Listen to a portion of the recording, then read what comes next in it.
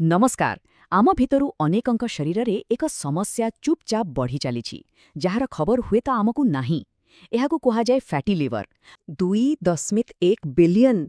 हाँ ठीक शुणिले, एटा खाली गोटे संख्या नुहे, एहा सारा दुनियार प्राय प्रति 4 जनकर कहानी जो मानकर लिवर भितरे भितरे भितरे एक बड़ विपदर सामना करुछि। एही विशाल संख्या ही आमकु कहिदेउछि जे एही समस्या को आउ अणदेखा करा जाई परिबो नाही। अच्छा, तेबे ए फैटी लिवर जिनसटा प्रकृतरे कोण? देखंतु, आम शरीरर लिवर को गोटी फैक्ट्री बोली भाबी नियंतु। एक एम्प्टी फैक्ट्री जहा 800 रु अधिका काम एका संगरे संभाळे।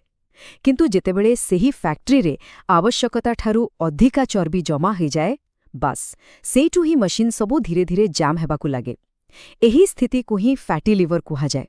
हेले एत्ते बड़ समस्याटे आउ एहाकु कुहा जाउची नीरव महामारी। काहींकि कौन पाई एहा एत्ते चुपचाप आसे? चलंतु बुझिबा एहा केमिति आम शरीर भितरे धीरे धीरे बढ़ी चले आउ एहार संकेत एत्ते डेरीरे काहींकि मिले। देखंतु, एही कहानी आरंभ हुए गोटे संपूर्ण सुस्थ लिभररु, किंतु तापरे धीरे धीरे चर्बी जमिबाकु लागे। एइटा हेला द्वितीय पाहाच। एहाकु जदि सेइठी अटका न गला तेबे लिभर ता निजको बंचेइबाकु जाई क्षत सृष्टि करे। एइटा हेला फाइब्रोसिस।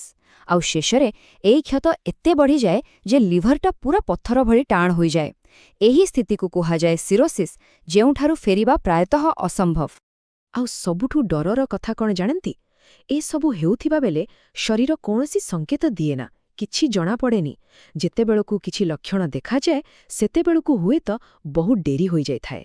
सेथिपाई ही आमकु एहार चिकित्सा विषय आगुआ जानिबा निहाती दरकार।